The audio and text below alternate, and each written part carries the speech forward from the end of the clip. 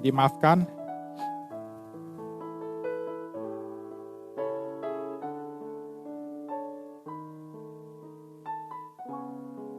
Udah, Ricky?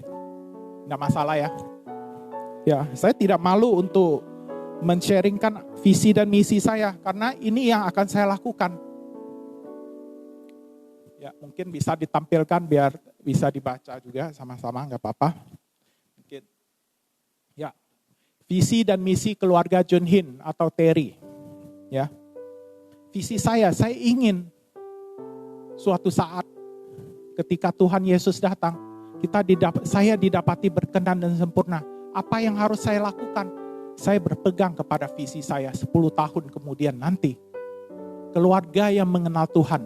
Yang artinya saya harus mengajar keluarga saya supaya mengenal Tuhan. Mentaati perintah-perintahnya. Dan mencapai kedewasaan penuh dalam pengenalan dan kepenuhan Kristus. Serta menjadi saksi dan teladan agar Tuhan Yesus dikenal, dimuliakan dalam berbagai aspek kehidupan. Saya ingin kehidupan saya bisa mengenal Tuhan, bisa kepenuhan Kristus seperti yang terjadi di Efesus 4 ayat 14 sampai 11 sampai 14. Jadi ketika kita tidak lagi seperti anak kecil yang diombang-ambingkan dengan berbagai macam pengajaran. Nah, itulah visi saya untuk keluarga saya dan bagi orang lain. Lalu misi saya apa? Saya akan menulis misi saya dan saya tahu panggilan saya apa jadinya. Saya bekerja, mempunyai toko, mempunyai usaha, tapi itu tidak menghalangi kita untuk melayani Tuhan. Melayani Tuhan itu tidak terbatas hanya hamba Tuhan di gereja. Melayani itu adalah kita juga.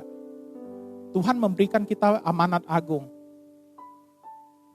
Ya, kita tahu amanat agung adalah jadikanlah semua bangsa muridku dan baptislah mereka di dalam nama Allah Bapa, Putra dan Roh Kudus. Dan ketahuilah kalau Tuhan Yesus menyertai kita sampai akhir zaman.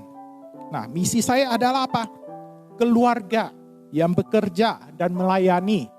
Ya, Pin mungkin tolong itu yang kedua, yang misinya.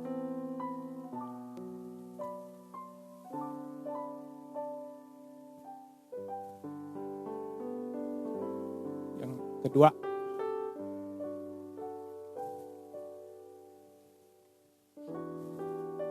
nah misinya adalah apa? Pertama, keluarga yang bekerja, artinya saya masih harus bekerja dan saya melayani pekerjaan Tuhan. Dan saya rindu bisa memuridkan banyak orang, mungkin keluarga-keluarga, karena saya bekerja di bidang bridal, mungkin keluarga-keluarga muda. Saya rindu Tuhan agar bisa memberkati keluarga-keluarga ini ketika mereka memasuki pernikahan, mereka mengenal Tuhan. Saya mengajarkan mereka nilai-nilai kebenaran firman Tuhan, serta mempelengkapi pekerjaan pelayanan tubuh Kristus. Mempelengkapi arti apa yang Tuhan percayakan kepada saya bisa lakukan, akan saya lakukan. Itu yang menjadi misi keluarga saya. Terus misi yang kedua adalah mendemonstrasikan kasih Tuhan Yesus. Ya, mendemonstrasikan kasih Tuhan Yesus itu berarti apa? Apa yang Yesus lakukan? Kasih Yesus, dia memberi makan banyak orang. Dia menyembuhkan orang. Dia berdoa buat bagi orang sakit sembuh. Kita juga harus menjadi saksi-saksinya yang mendemonstrasikan kasihnya kepada orang-orang yang belum mengenal Tuhan. Dan berinvestasi dalam membawa orang-orang untuk mengenal Kristus dan memperoleh keselamatan. Ya, artinya apa? Itu yang rindu di dalam hati saya untuk bisa memberkati pekerjaan Tuhan supaya orang bisa pekerjaan pada Yesus, bisa mencari Yesus. Saya masih ingat belasan tahun yang lalu saya dari Pemangkat, saya akan selalu tiap hari Minggu saya menyediakan mobil saya. Siapa mau ke gereja, ke Singkawang, ayo. Satu mobil penuh dan itu saya lakukan. Pulang, ayo lagi. Nanti pergi tiap hari Minggu, itu terasa tidak ada beban. Kenapa? Karena hati saya saat itu sangat mengasihi Tuhan. Saya ingin Tuhan agar banyak orang bisa diselamatkan. Lewat apa? Lewat apa yang Tuhan percayakan kepada saya. Saat itu punya mobil, ya saya bawa. Mungkin Bahkan keluarga saya bilang, aduh Terry kamu ini ya, kok mau ya gitu loh, bawa-bawa orang gitu, udah boros bensin, buang waktu, toko tutup. Tetapi mereka tidak tahu arti dari sebuah kehausan yang saya alami. Itulah kerinduan saya, dan akhirnya saya mulai menulis. Saya bilang, Tuhan, aku ingin Tuhan agar banyak orang bisa mengenal Kristus. Lewat apa? Dan mereka bisa memperoleh keselamatan. Lewat apa? Apa yang Tuhan percayakan kepada kita. Wow, saya bilang, luar biasa Tuhan. Saya rindu Tuhan agar kita ini tidak cuma biasa-biasa saja, tetapi mempunyai hidup yang berkenan Tuhan, yang berkenan di hati Tuhan. Kita melakukan amanat agungnya. Di satu sisi kita juga dipelengkapi. Kemarin 2 minggu yang lalu kita memperingati hari Pentakosta. Pentakosta adalah apa? Hari peringatan ketika Roh Kudus menjamah murid-murid. Sehingga murid-murid dengan berani, dengan penuh kuasa melakukan pekerjaan firman Tuhan. Mereka menginjili. Sekarang kalau kita sudah mempunyai visi dan misi, khususnya untuk diri kita, baik mereka yang masih single ataupun sudah berkeluarga, tidak pernah terlambat. Mulai tanyakan kepada Tuhan, apa sih visi misi kita? Apa sih yang menjadi visi misi saya? Apa yang Tuhan inginkan dalam? Dan ketika kamu melakukannya untuk pekerjaan Tuhan, saya percaya Tuhan akan memberkati. Bukankah Tuhan sudah berfirman di dalam amanat agungnya? Aku akan menyertai engkau sampai akhir zaman ketika engkau mau menjadikan semua bangsa muridku. Mengajarkan firman-firman Tuhan, mengajarkan kebenaran-kebenaran firman Tuhan. Tuhan akan menyertai. Firman Tuhan berkata, sampai sekarang di Yohanes 16 ayat 24. Mungkin agak panjang ya. Yohanes 16 ayat 24. Saya bacakan.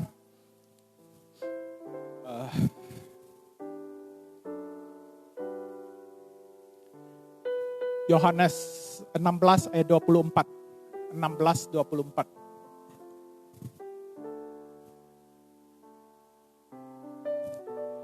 Sampai sekarang kamu belum meminta sesuatu pun dalam namaku. Mintalah, maka kamu akan menerima, supaya penuhlah sukacitamu. Sukacita kita yang terbesar apa? Bukan kekayaan dunia. Bukan. Sukacita kita apa? Kita mengenal Dia. Itulah kebanggaan kita.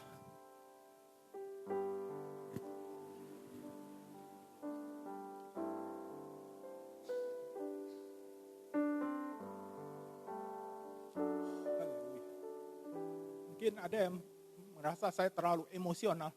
Tapi kalau menyangkut Tuhan, saya tidak bisa tahan.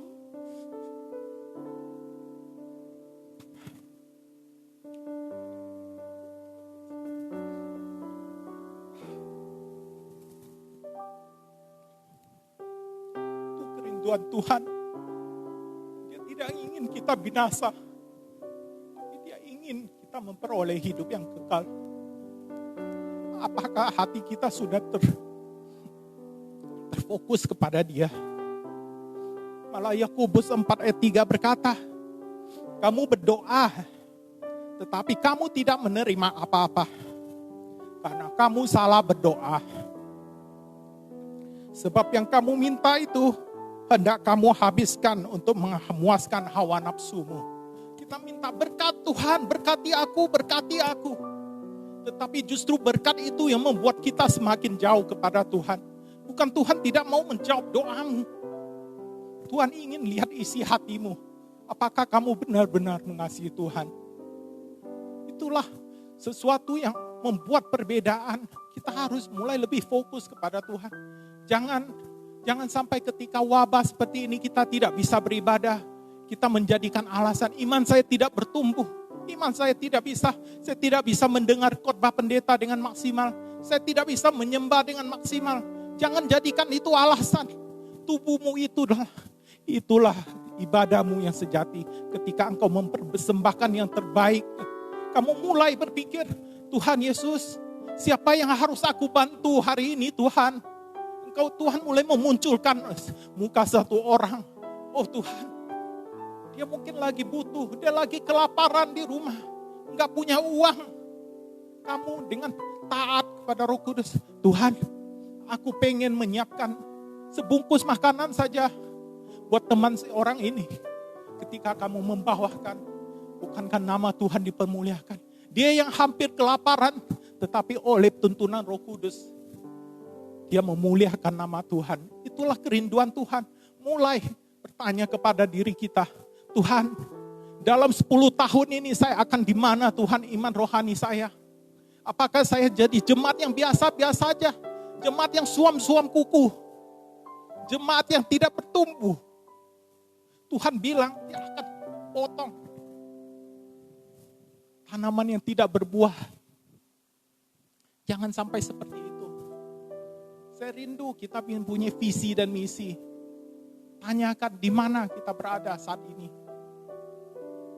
Apakah keadaan saya lebih baik dari 5 tahun yang lalu? Dan 5 tahun yang ke depan atau 10 tahun ke depan, apakah saya akan lebih baik? Apakah saya masih membaca firman Tuhan? Apakah saya benar-benar mengandalkan Tuhan? Saya tidak tahu, saudara-saudari. Tapi setiap hari saya merenungi.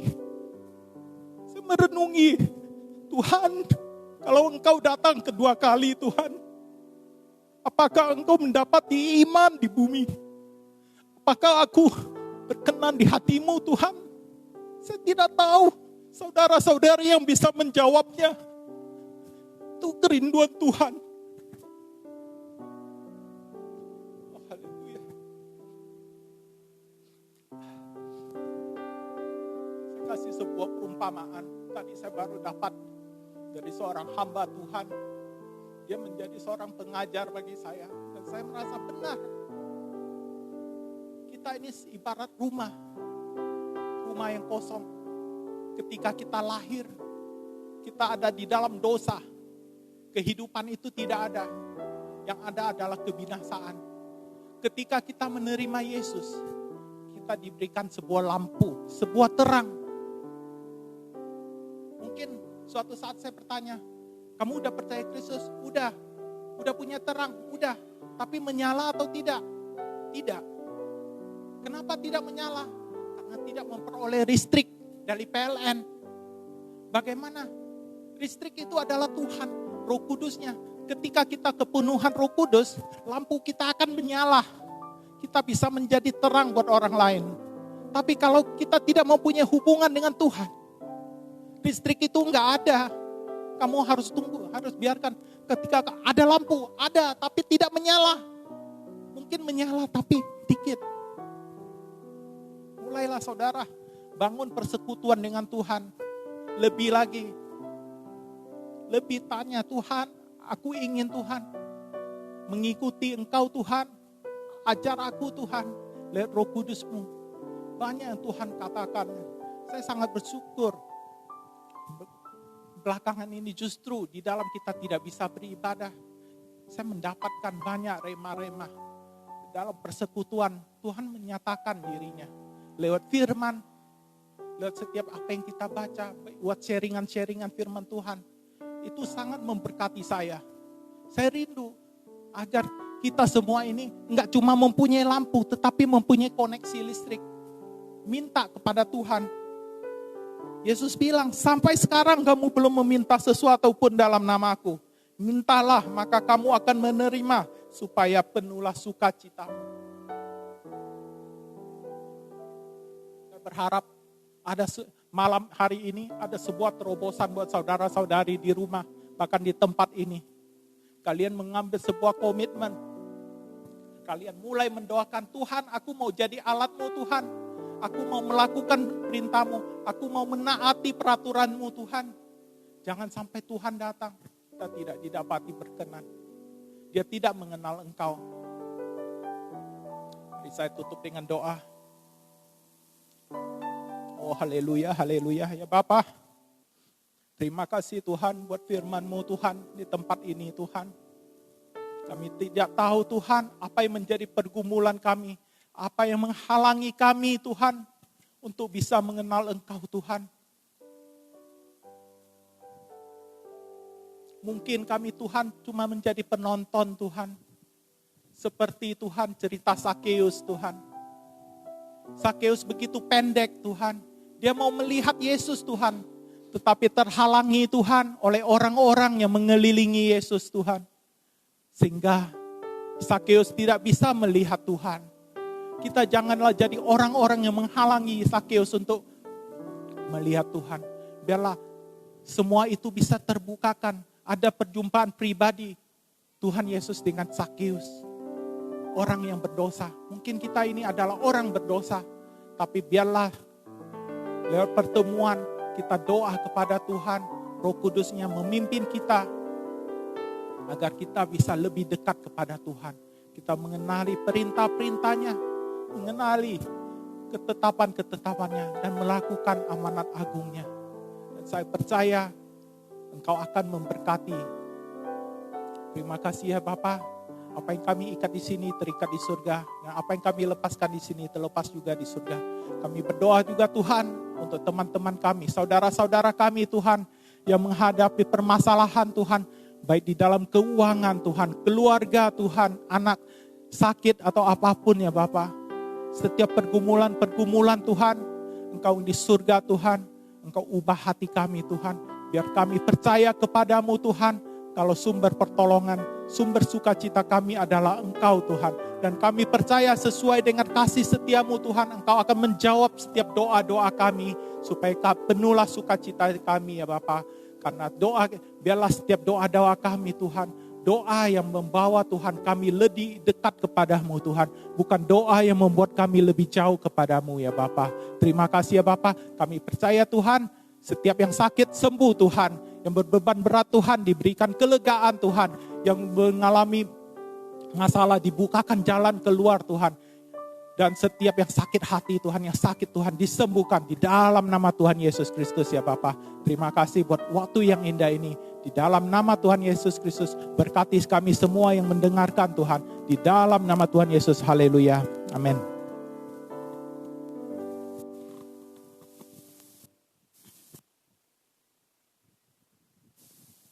Segala kemuliaan hanya bagimu Tuhan. Dalam ibadah doa ini kami diingatkan untuk kembali meningkatkan kualitas penyembahan kami. Baik sebagai personal, individu, maupun penyembahan kami sebagai komunal atau berkelompok.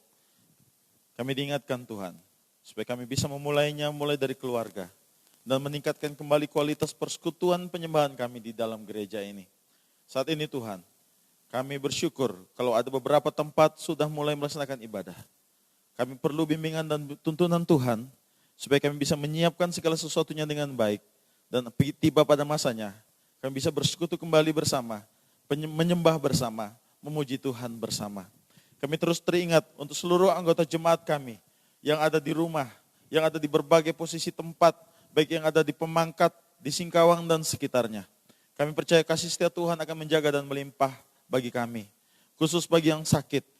Kami saat ini berdoa khusus untuk anak kami Yesi yang beberapa hari lalu mengalami gangguan dalam pencernaan dan sedikit rewel. Kami terus meminta kepada Tuhan agar Tuhan menjamah, memulihkan, menyembuhkan Yesi dan akan memberikan kebahagiaan bagi seluruh anggota keluarganya. Untuk seluruh anggota jemaat lain yang tidak bisa kami sebutkan satu persatu, kami tetap meminta uluran tangan Tuhan menjamah. Bagi jemaat yang sudah pada usia lanjut, tetap Tuhan berikan sukacita, damai sejahtera dan bimbingan kasih-Mu. Kami percaya bahwa berkat yang Tuhan sediakan, berkat yang tidak pernah kami duga. Saudara yang mengasihi Tuhan, tetaplah menyembah Tuhan. Kiranya berkat dari Allah Bapa, kasih karunia keselamatan dalam Tuhan Yesus Kristus, pertolongan, penghiburan, kekuatan oleh kuasa Roh Kudus Tuhan akan senantiasa nyata dan melimpah bagi orang yang sungguh-sungguh percaya. Di dalam nama Tuhan Yesus yang percaya kita katakan, amin.